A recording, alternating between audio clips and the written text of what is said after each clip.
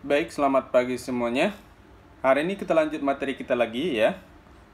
Kalian boleh buka buku kalian di halaman 52 ya, halaman 52 bupen C. Di sini materi kita adalah mengidentifikasi arah gerak tangan pada gerak keseharian ya. Jadi mengidentifikasi arah gerak tangan pada gerak keseharian.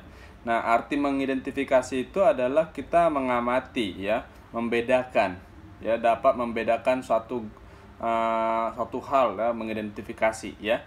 Nah, ini kita berarti membedakan arah gerak tangan pada gerak keseharian ya. Itu artinya ya. Jadi setiap hari itu manusia bergerak ya. Manusia melakukan gerakan tertentu saat melakukan suatu kegiatan. Baik itu misalnya menyapu, terus ada mengelap meja, ngelap kaca, ataupun misalnya mencuci piring dan lain sebagainya ya. Jadi setiap hari manusia melakukan gerakan tertentu saat melakukan suatu kegiatan ya. Nah, di sini karena kita adalah membahas tentang mengidentifikasi arah gerak tangan, maka banyak sekali gerakan sehari-hari yang mengandung gerakan tangan ya. Contoh misalnya di buku kalian itu ada gerakan mencangkul tanah, gerakan menimba air, dan gerakan mendorong meja. Contohnya seperti itu ya. Ada 3 contoh. Namun sebenarnya ada banyak ya. Ada yang mengelap tadi, mengelap meja, mengelap kaca. Kemudian ada gerakan menyapu, kemudian ada gerakan mencuci piring. Itu juga gerakan di mana kita membutuhkan gerakan tangan. Ya. Nah, di sini kita contoh misalnya satu itu gerakan mencangkul tanah. Nah, di sini arah gerak tangan itu adalah dari atas menuju ke bawah. Ya, itu arah gerak tangan dari gerakan mencangkul tanah.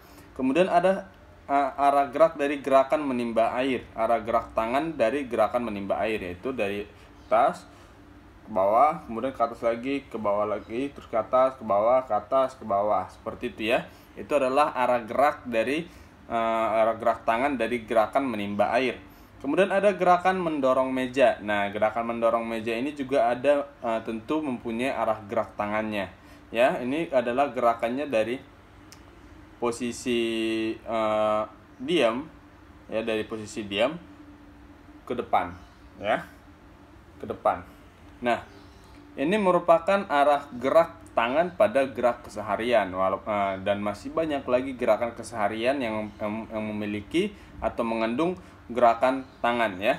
Jadi ini hanya contoh. Nah, di sini kan karena kita adalah topik kita hari ini membahas tentang arah gerak, maka seperti yang tadi Bapak bilang, di sini ada 3 contoh gerakan tangan ya, di mana masing-masing dari ketiga contoh ini mempunyai arah gerak tangan yang berbeda-beda. Yang pertama gerakan mencangkul tanah, itu dari posisi atas ke bawah ya.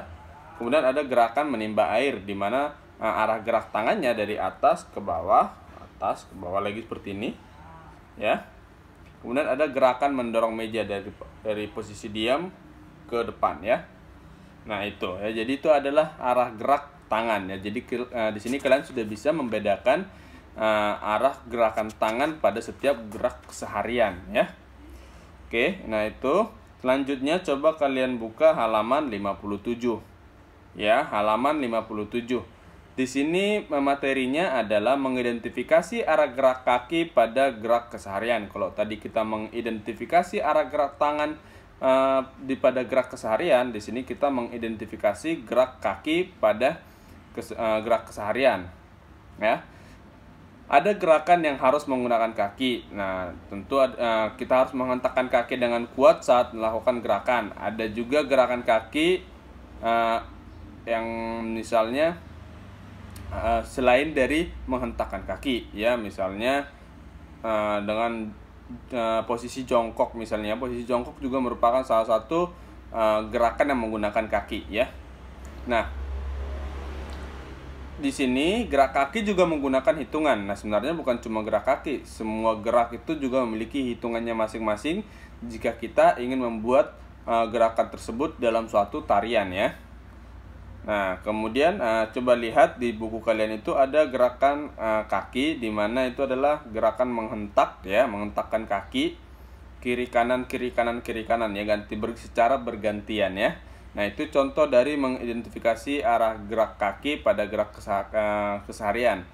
Nah, arahnya tentu dari atas dari bawah ke atas, kemudian ke bawah lagi ya kakinya ya.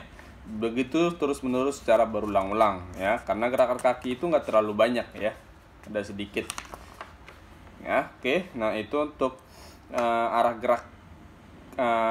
gerak gerakan kaki ya pada gerak keseharian. Oke, kemudian coba buka buku kalian di halaman 60 ya, di halaman 60. Di sini materi kita adalah mengidentifikasi koordinasi gerak ya, koordinasi gerak. Mengidentifikasi koordinasi gerak ya.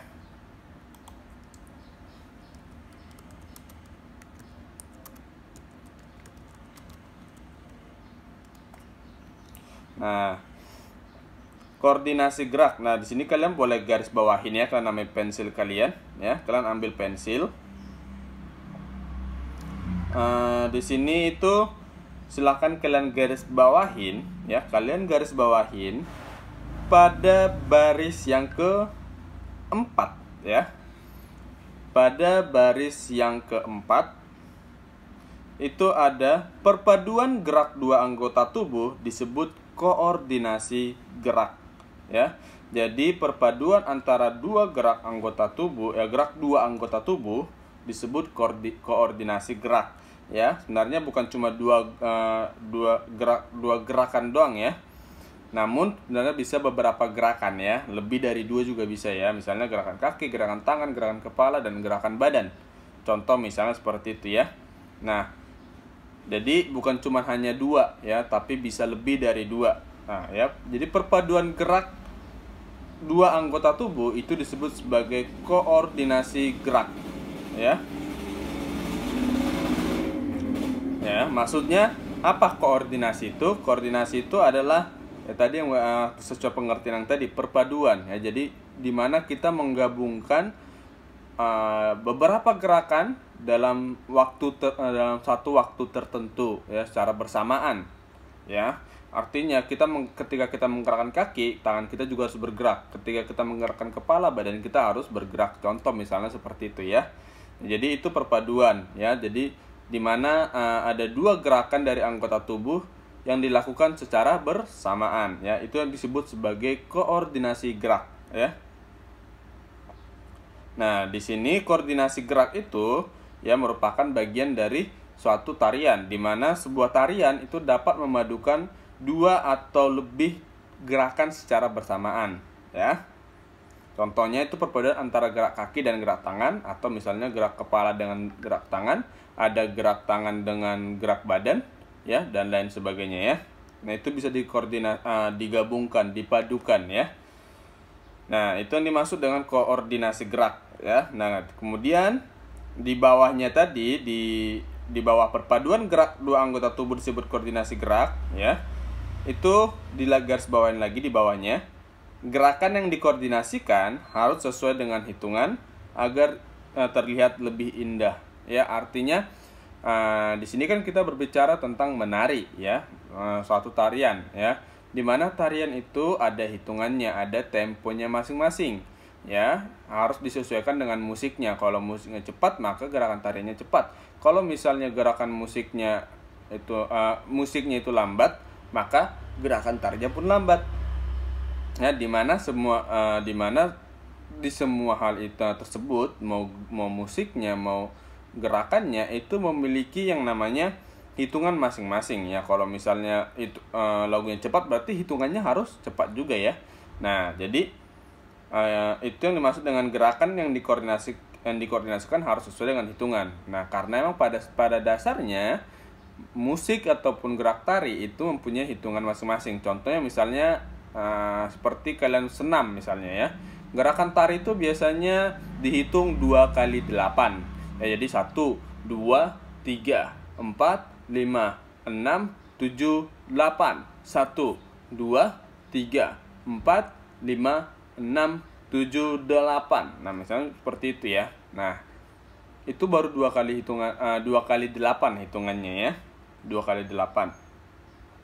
Nah, jadi setiap gerakan harus disesuaikan dengan hitungan tersebut dan harus disesuaikan lagi dengan tempo masing-masing, kecepatan masing-masing, tempo lagunya masing-masing ya. Nah, itu di garis bawahin ya. Gerakan yang dikoordinasikan harus sesuai dengan hitungan agar terlihat lebih indah. Ya, biar lebih rapih dilihatnya, lebih teratur. Itu maksudnya ya. Oke. Nah, itu tentang koordinasi gerak. Selanjutnya kita buka halaman 73. Ya, halaman 73. Di sini itu materi kita adalah mengidentifikasi bahan buatan dan alat untuk membuat kerajinan, ya. Nah, di sini kalian perlu banyak yang digarisbawahin, ya. Jadi silahkan digarisbawahin, ya. Mengidentifikasi bahan buatan dan alat untuk membuat kerajinan. Nah, silahkan digarisbawahin ya, baris pertama. Bahan buatan adalah bahan yang dibuat oleh manusia. Nah, itu adalah pengertian dari bahan buatan. Ya, jadi bahan buatan adalah bahan yang dibuat oleh manusia ya. Nah, beda nanti dengan bahan alam. Bahan alam adalah bahan yang sudah tersedia di alam itu sendiri ya. Nah, di sini ada contohnya. Jadi garis bawahin ya. Bahan buatan adalah bahan yang dibuat oleh manusia. Itu arti dari bahan buatan. Jadi di garis bawahin. Nah, kemudian contohnya itu ada karet, plastisin, benang wol, plastik, kertas, kain perca. Itu ya. Itu contoh-contohnya ya. Contoh-contoh dari bahan buatan dan masih banyak lagi contoh-contoh yang lain ya. Oke. Nah, bahan-bahan tersebut dapat digunakan untuk membuat suatu kerajinan tangan ya. Selain bahan kita juga memerlukan yang namanya alat ya. Alat ini adalah suatu barang yang dapat atau suatu benda yang dapat membantu kita untuk membuat suatu kerajinan tersebut ya. Suatu kerajinan tertentu misalnya ya. Contoh misalnya di sini alat itu dibagi atas 3 ya. Jadi coba itu di atas judul pemotong itu kan ada perhatikan beberapa alat untuk membuat kerajinan berikut. Itu digaris bawahin ya. Itu digaris bawahin, perhatikan beberapa alat untuk membuat kerajinan berikut. Itu digaris bawahin. Nah, di sini dibagi atas 3 ya, atas 3 jenis. Contoh yang pertama itu jenis yang pertama itu adalah pemotong. Ya, di sini ada artinya juga, silahkan digaris bawahin. Pemotong adalah alat untuk memotong bahan. Ya, itu digaris bawahin. Jadi itu adalah arti dari alat pemotong ya. Alat pemotong adalah alat untuk memotong suatu bahan. Nah, contoh alat pemotong itu ada gunting, kemudian ada pisau, ada cutter dan lain sebagainya, ya. Oke. Nah, itu contoh dari alat pemotong. Ya, jadi itu salah satu jenis alat yang dapat kita gunakan untuk membantu kita membuat suatu kerajinan, ya, alat pemotong, ya. Ada contohnya tadi gunting, kemudian ada pisau atau cutter, ya. Kemudian jenis yang kedua itu adalah alat perekat, ya. Di garis bawahin juga, perekat adalah bahan untuk menempelkan dua benda, ya. Jadi itu adalah pengertian dari perekat. Perekat adalah bahan untuk menempelkan dua benda. Nah, contoh dari alat perekat ini ada banyak sekali. Contoh misalnya seperti lem, isolasi, lakban, dan lain sebagainya, ya. Ada banyak sekali jenisnya, ada selotip dan lain sebagainya. Ya, itu adalah contoh dari alat perekat, di mana alat perekat itu adalah bahan untuk menempelkan dua benda atau lebih, ya. Itu alat perekat. Kemudian ada pewarna. Yang ketiga, pewarna. Pewarna adalah alat untuk memberi warna agar hasil prakarya indah dilihat. Itu digaris bawahin juga. Itu adalah pengertian dari alat pewarna. Pewarna adalah alat untuk memberi warna agar hasil prakarya indah dilihat. Ya, jadi ini alat pewarna pun itu ada banyak jenisnya. Contoh misalnya krayon, pensil warna, kemudian cat air atau kemudian cat minyak, ya, dan lain sebagainya. Banyak sekali contoh alat pewarna, ya. Nah, jadi itu adalah jenis ketiga jenis alat yang dapat membantu kita dalam melakukan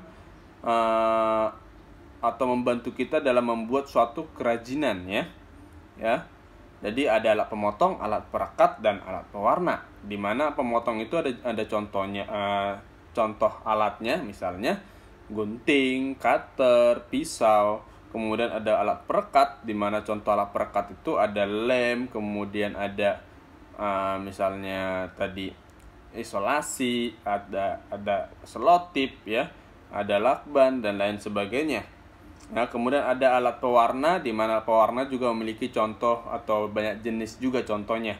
Ya, ada krayon, ada pensil warna, ada marker, bahkan ada misalnya spidol, cat air, dan lain sebagainya, ya. Ada banyak jenis-jenisnya, ya. Jadi ketiga alat itu dapat membantu kita dalam membuat suatu karya atau suatu kerajinan, ya. Itu di garis bawahin ya tadi, ya, pengertian-pengertiannya. Pemotong adalah, perekat adalah, pewarna adalah. Itu juga di garis bawahin ya semuanya, ya. Itu adalah pengertian-pengertian dari alat tersebut, ya, yang dimana kita harus tahu, ya. Nah, kemudian silahkan dibuka bukunya halaman 83. Di sini 83 ya. 83. Di sini kita mengidentifikasi langkah-langkah membuat karya hiasan dengan bahan buatan, ya. Hiasan itu dapat dibuat menggunakan bahan buatan, bahkan bukan cuma hanya bahan buatan, tapi bahan alam pun bisa digunakan, ya. Nah, bahan buatan adalah bahan yang dibuat oleh manusia. Tadi sudah digarisbawahin juga di sana, ya. Nah, itu boleh kalian garis bawahin baris keduanya, ya. Bahan buatan adalah bahan yang dibuat oleh manusia. Itu digarisbawahin aja, ya, digarisbawahin. Nah, di sini kita dapat membuat karya hiasan bingkai foto, ya. Boleh atau disebutnya figura, ya, figura, ya. Nah, itu kita dapat membuat karya hiasan bingkai foto. Nah, di sini bisa menggunakan bahan buatan. Contoh misalnya dengan kertas karton, ya, atau dengan kardus dan lain sebagainya, ya. Di situ ada, di buku kalian juga ada langkah-langkah kegiatannya, ya, dari memotong kardus, kemudian menggambar garis tepi pada kardus, ya. Kemudian di halaman 84 itu ada membuat pola pada garis tepi sesuai keinginan, kemudian memberi lem pada garis tepi secara merata, kemudian menempelkan biji-bijian sesuai dengan pola yang sudah dibuat, kemudian ada bingkai foto akhirnya sudah jadi, gitu, ya. Nah, itu salah satu contoh pembuatan dari membuat suatu karya hiasan dengan bahan buatan, ya. Walaupun tadi itu di langkah yang kelima itu menempelkan biji-bijian, ya. Itu biji-bijian kan termasuk bahan alam, ya. Jadi sebenarnya lebih bagus lagi kalau misalnya bahannya itu buatan juga. Jadi bukan cuma kardusnya yang buatan, tapi hiasannya pun yang ditempelkan pun itu bisa berupa bahan buatan seperti manik-manik namanya. Ada manik-manik namanya, ya. Contoh misalnya, atau misalnya kita bisa menggunakan kain, ya. Kain kita bentuk kemudian kita tempel, ya. Nah, itu ya contohnya seperti itu, ya. Oke. Nah, kemudian coba buka bukunya di halaman 96, ya. 96, di sini materi kita adalah menjelaskan panjang pendek bunyi lagu. Nah, sebelumnya juga kita sudah pernah belajar tentang panjang pendek bunyi lagu. Yang artinya ketika kita menyanyikan pendek, contoh misalnya pada lagu Pelangi-Pelangi misalnya. Pelangi, pelangi, pelangi. Itu sebenarnya bunyi pendek, la, ya. Kalau pe-nya itu kan bunyi pendek, la-nya juga bunyi pendek, ni-nya juga bunyi pendek. Kecuali kalau misalnya pelangi.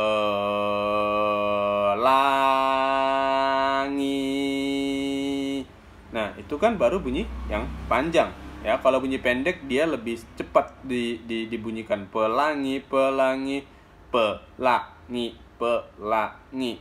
Nah, itu kan cepat, ya. Nah, jadi kan udah tahu, ya, sebenarnya panjang pendek bunyi lagu itu seperti apa, ya. Panjang itu yang seperti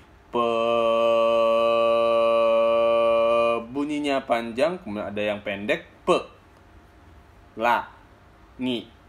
Nah, jadi kalau nyanyi kan pelangi, itu kan bunyi pendek, pam pam pam, bunyi pendek, ya. Sedangkan kalau misalnya bunyi panjang, pelangi.